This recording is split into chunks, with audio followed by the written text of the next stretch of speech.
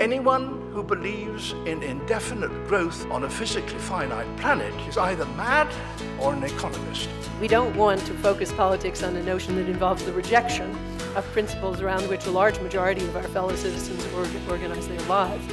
We are not as endlessly manipulable and as predictable as you would think.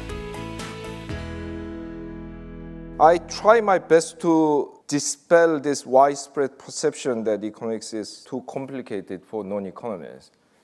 And actually it's very strange because people have very strong opinions about everything. Iraq war, gay marriage, does God exist, global warming, despite not having a degree in theology, not having a degree in energy economics, not having a degree in international relations. But when it comes to economics, people say, oh yeah, it's for specialists, I don't know. But why? I say that this is only because the economists have been fantastically successful in making people believe that it is actually a lot more difficult than what it really is. So they'll tell you, oh, I could explain it to you, but then you don't understand.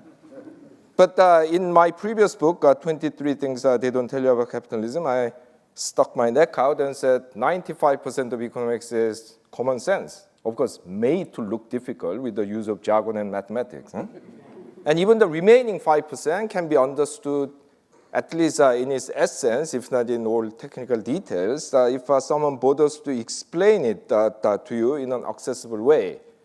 Now, being accessible doesn't mean that I'm trying to give you some kind of baby version of economics, idiot's guide to economics kind of, I take my readers very seriously and talk about all the fundamental issues in economics.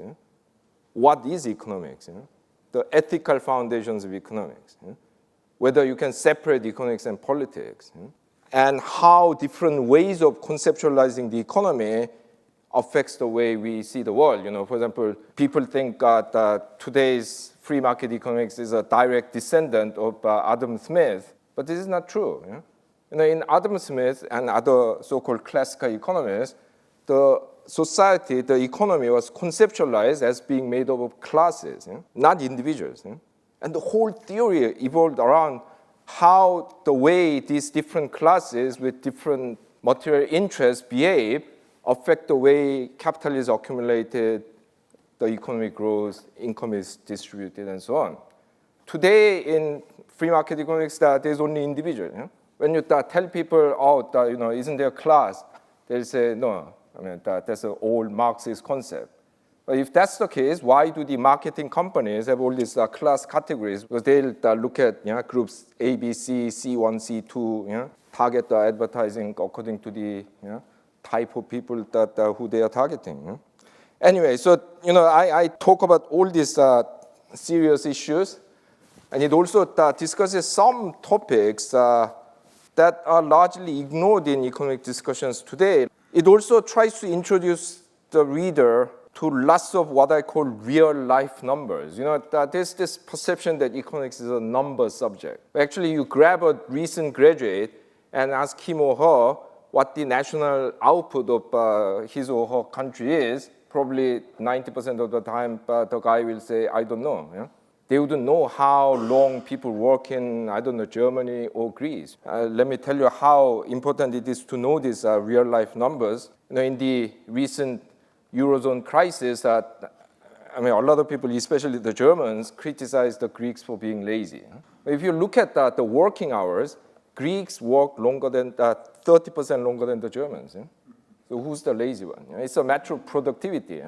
Greeks are unproductive. They are not lazy. No, and then you get to ask a whole load of questions, because individual productivity is not simply determined by how clever or how skillful you are. It has to do with infrastructure, institutions, the social trust, and all manner of things. And these are things that individuals cannot control. It's a collective responsibility, and if it's anyone's responsibility, the responsibility of the Greek elite, not Greek people. Of course, in this internet age, you don't need to know any of these numbers because you can always look them up. But you need to have some feel about these numbers to know what to look for. Now, while emphasizing the importance of numbers, I emphasize how numbers in economics need to be taken with a pinch of salt and sometimes with a bag of salt. The German writer and scientist Johann Wolfgang von Goethe once famously said that everything factual is already a theory. Numbers don't fall from the sky. So for example, when you say the unemployment is at 7%, what do you actually mean by unemployment? In the official statistical definition of unemployment, being unemployed means that you haven't worked for more than 1 hour per week. So actually the other side of it is that if you have worked for 1 hour, you are considered employed. A lot of people will say that's rubbish. In order to be counted as unemployed, you have to have willingness to work. No, because some people don't want to work. If you're in full-time education, for example, you probably don't want to work. And how do you prove that you are willing to work? You should have applied for a job in the last 4 weeks. So if you apply for your last job 5 weeks ago, you are counted as not willing to work, even when you are. And a lot of people in this environment has stopped applying for jobs because they have applied 200, 300 times and got rejected, and they are discouraged. Now, I'm not saying that the 4 weeks that is worse than 3 weeks or 5 weeks, but you have to know that these are all particular definitions. They all have a theory behind it. Now, many economists will tell you that economics is a science in which there's only one right theory. There are at least 9 different major schools of economics, and in these several more if you count minor schools or split the major ones into sub-schools, each with its own unique strengths and weaknesses. And for free market economics alone, you have 3 different kinds: classical economics, neoclassical economics, Austrian economics.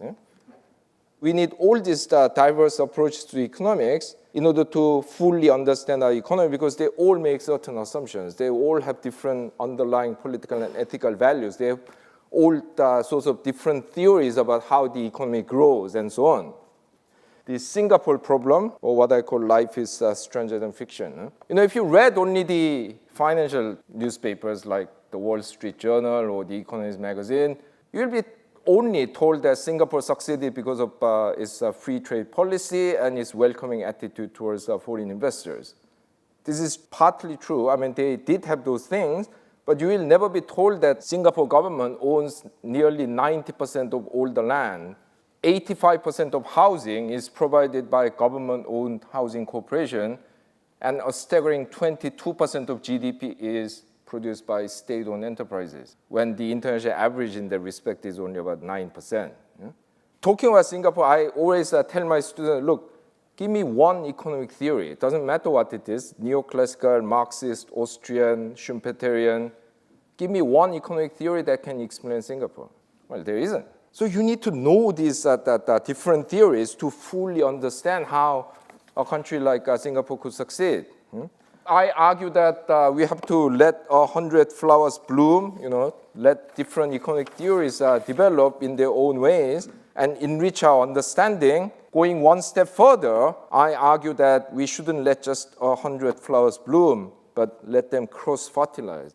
Actually, there are a lot of grounds on which this cross-fertilization can happen. Many theories, despite being politically at the opposite ends of the spectrum, share a lot of common understanding. The Marxists and the Austrians, for example, they may have completely opposite political views, but in terms of understanding how competition works, that they are much more similar to each other than to the neoclassical school.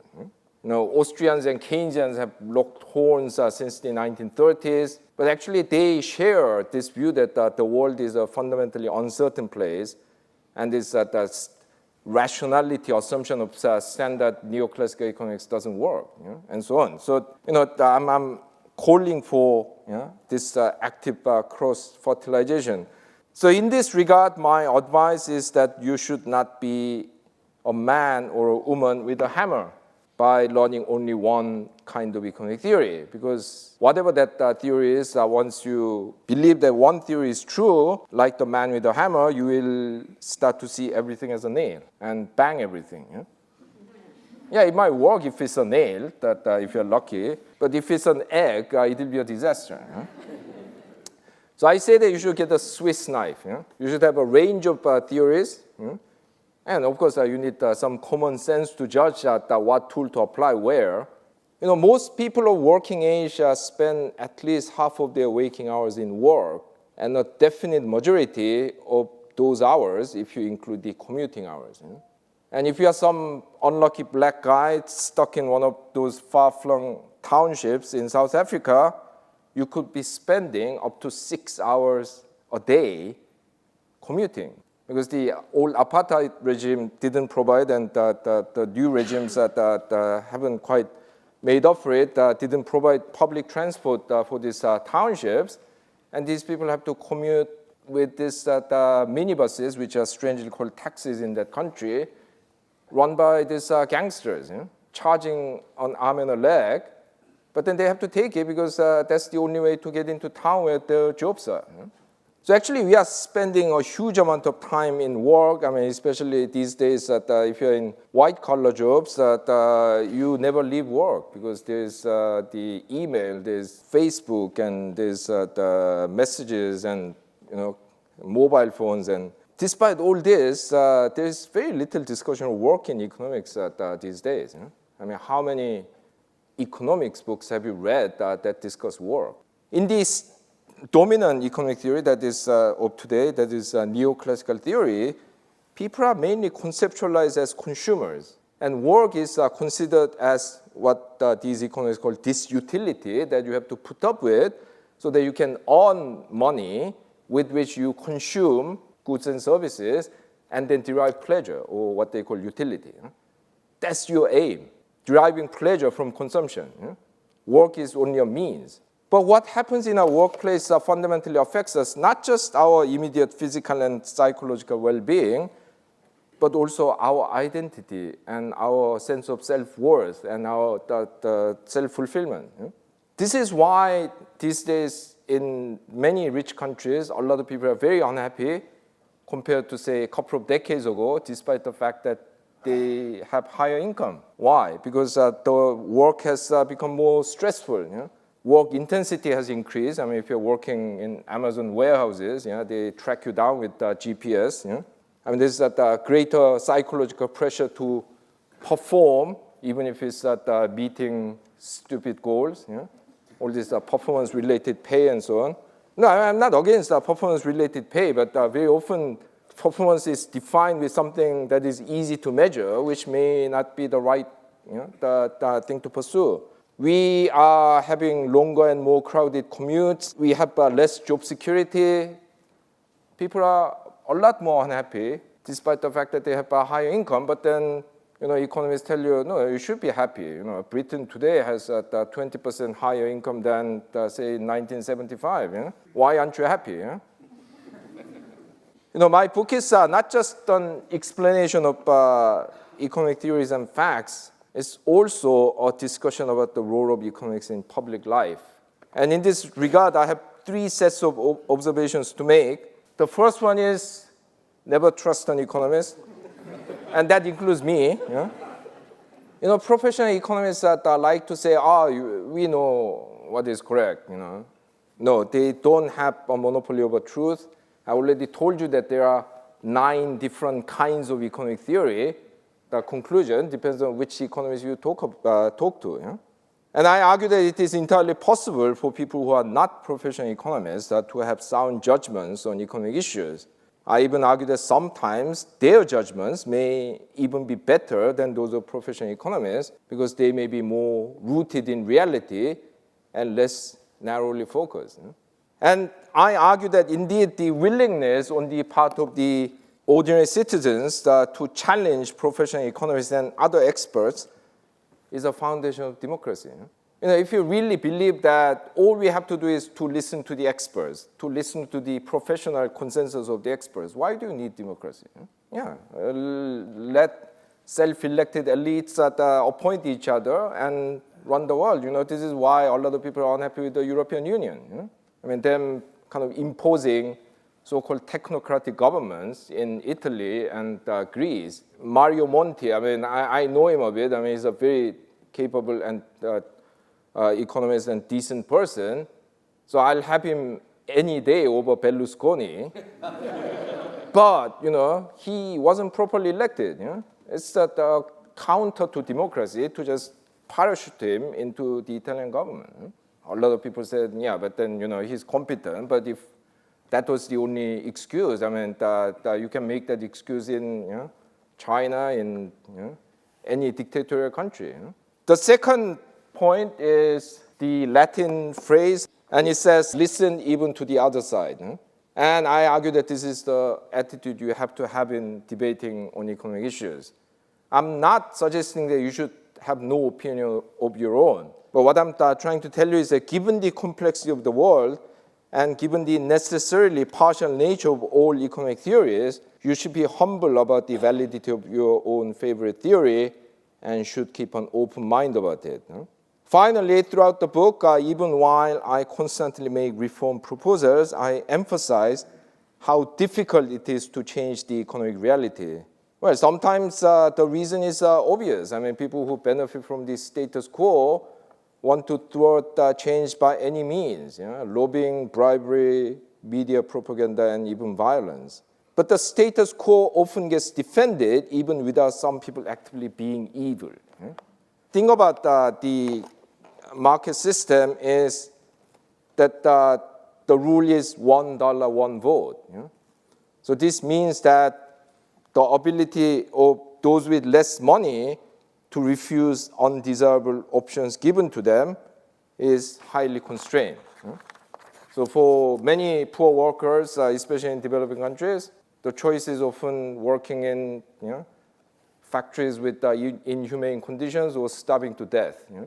In that sense, these people accept those outcomes, but then that doesn't mean that that's necessarily desirable.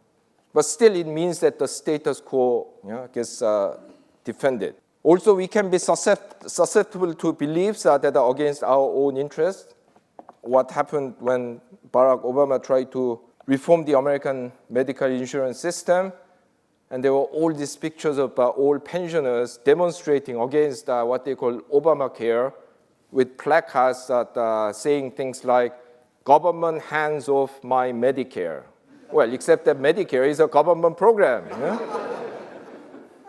So with people like this, the insurance companies and the profit-making hospitals in America have a whale over time. They don't even have to defend themselves. Well, this is what the Marxists used to call false consciousness, or also known as the Matrix, the movie. But acknowledging the difficulties involved in changing the economic status quo should not make us give up the fight to create a better economy and better society. Yes, changes are difficult, but in the long run, if enough people fight for something hard enough, many impossible things can happen. And don't forget, 200 years ago, if you suggested that America should abolish slavery, you would have been branded at least unrealistic, and probably loony. 100 years ago, the British government put women in prison for asking for vote. A lot of women actually said, why do we need votes? We have our husbands and brothers to represent our views. 50 years ago, most of the founding fathers of today's developing nations were being hunted down by the British and the French as terrorists, including the founding fathers of Israel. Antonio Gramsci, the Italian Marxist, once said that we need to have pessimism of the intellect, but optimism of the will. You have to accept the difficulties of changing the status quo, but you have to believe that this can be done. And finally, as Nelson Mandela used to say, it always seems impossible until it is done. I always think that the reason nobody wants to talk about production and nobody wants to talk about work because they don't want to talk about production is because we don't really know, if we are going to talk about production, what we produce. There's a kind of fear that the great Victorian days of discovery and production are over. One has to define production in a more broad way. We are not just talking about material things. Services and ideas, they also get produced. Somehow, these things are things that are not concerns of the economists. what the engineers and managers and scientists that do is seriously wrong, because when you think about it, we live in a world like what we are living in only because of the changes in the domain of production, the Industrial Revolution. It's not because we become more efficient in doing deals. It's because we have become more efficient in making things that we live in a world like this. And totally ignoring this, I think, is a serious shortcoming of today's dominant school of economics. And, to give you a concrete example, in the 1980s, there's a big debate in the United States on how the US was falling behind Japan and other East Asian countries in the electronics industry and so on. But the free market economists came out and said, it doesn't really matter whether we produce microchips or potato chips as far as we make enough money. But this is not that true, because in the short run, it might be true. In the long run, what you produce fundamentally define your relative position in the world economy and your long-term standard of living and so on. And you cannot just ignore them.